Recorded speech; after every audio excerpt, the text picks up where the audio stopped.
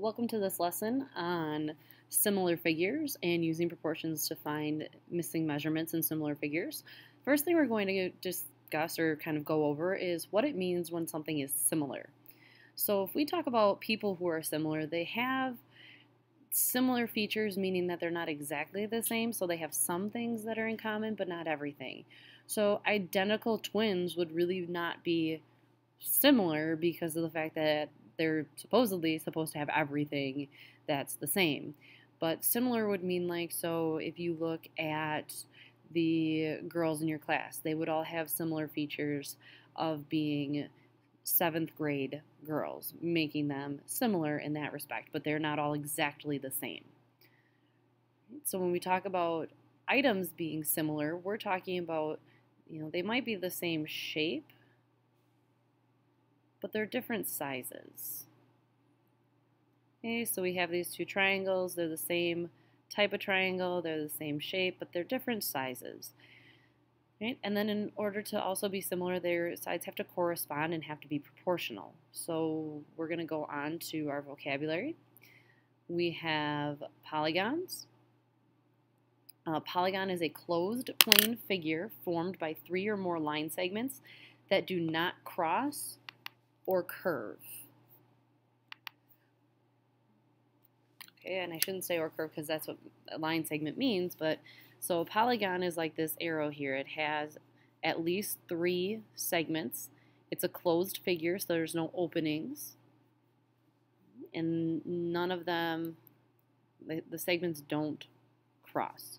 So yes, they intersect, but it's not like this line continues through here. Okay, so it stops and then it turns left essentially. All right, then moving on, we have similar figures. Similar figures are figures that are the same in size, or the same in shape, but not the same in size. I apologize. So corresponding sides are proportional. So corresponding sides in this case are sides that match up in the shape. So here, this side here would be corresponding to the side here, because if you were to take the shapes and maybe enlarge this one, they would line up and go together. And then corresponding angles are also congruent. So when you know that a shape is similar, so if it tells you the shape is similar, if you know 2 or more of these sides, it can help you find sides in the other shape. Same thing with the angles. So you need to have similar figures, and then you also need to have in there that corresponding sides are proportional and that corresponding angles are congruent. I would also consider putting corresponding angles and corresponding sides into your vocabulary notebook as well. All right, so let's take a look at this. We've kind of talked about this in terms of proportional, but if I take this picture and I just extend it this way, is this similar to the original picture? Well, it's still the same shape because it's still a rectangle, but it's no longer the same size, so it's not similar. In this case, if I take the picture and I just make it longer, now again, still the same shape, but it's not the same size, so it has to have both of those pieces. However, if I pull the corner and I do the same thing to the length and width, now this figure is similar to the original because of the fact that whatever we did to the length, we also did to the width. So it's the same shape and it's the same size, or has a proportional size. All right, so let's get down to using this. So we're going to find the value of x inside of the triangle. So now notice this is the value of x. Don't just go looking and saying, look, there's x. We're going to find its value. So the first thing we need to do is determine the corresponding parts. And again, this is where I love to have the different color highlighters because it's easier to put pieces together. So here, this is what we call the hypotenuse because it's across from the 90-degree angle. So here's the 90-degree angle. So this side here would be corresponding to the 10-centimeter side. Okay, and then now I have the side here that is 8 centimeters, so between the 90-degree angle and the top. So these will be corresponding. And notice that you have, so here's the biggest side, the biggest side, the next biggest side, the next biggest side, and then you also have the smallest side and the smallest side. Now when you're going through and you are creating your proportion, this is much like when we create proportions from word problems, you have to make sure that you put everything in the correct place, and you have to use the corresponding side that involves your x. So in this case we have to use x and we have to use 6. So I'm going to put x over here on top and 6 over here on top. And then I'm going to choose to use purple because I think purple and green look neat together. So 8 goes with 6, so I have to put those two in the same ratio, and 12 goes with x, so I have to put those two in the same ratio. So now I've made my proportion, and now I need to solve. So in order to solve, I know that I have to cross multiply. Okay, so I have 12 times 6 has to be equal to 8 times x. And I know that 12 times 6 is 72. So I divide both sides by 8. And I get 9 is equal to x. So I know that the value of x has to be 9 centimeters.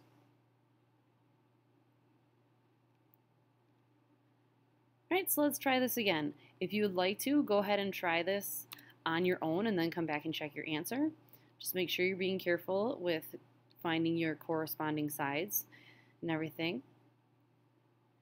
So here, I'm going to go ahead and start and find my corresponding sides. I have 90 and 180. I have 100 and 200. And I have 111 and y. Now in this case, 111 is my biggest side, so I know that y should be my biggest side, so y should be bigger than 180 and 200. And then I'm going to create my proportion, and I know that I have to use 111 and y. So I'm going to put y here over 111. And then I'm going ahead and use blue. So the 100 goes with 111. So I'm going to, oops, and I actually set that up incorrectly. If you notice, I put that on bottom and it should have gone on top.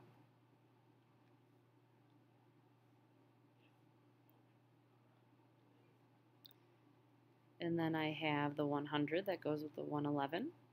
And then I have 200 that goes with y. Alright, so then I know that I have to cross multiply and divide, so I'm going to do my y times 100 is equal to 200 times 111. So I get 100 times y is equal to 2 times 111 is going to be 222. Add my two zeros. I get 22,200. I divide both sides by 100. I can cancel out zeros. So I get y is equal to 222. And this makes sense because 222 is larger than both 200 and 180, which should be the case. So I know that y is equal to 222 millimeters. The other way I can check this is I know that 90 to 180 is times 2. And 100 to 200 is times 2, and 111 to 222 is times 2. So we know that our answer is correct. All right, now we're going to take this into paintings and into creating similar figures with pictures. So we have the boating party that was painted by artist Mary Cassatt. And this is a reduction to this to the original painting, and it is similar to the actual painting, which means that they're proportional.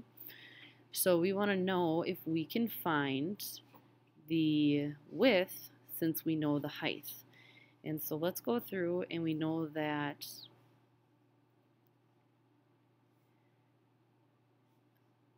we're going to box our important information.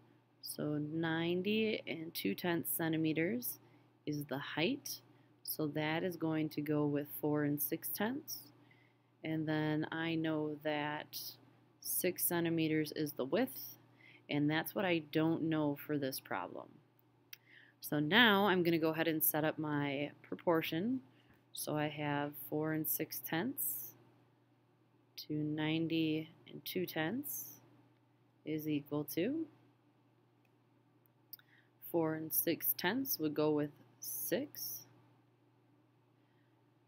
and that's what we don't know.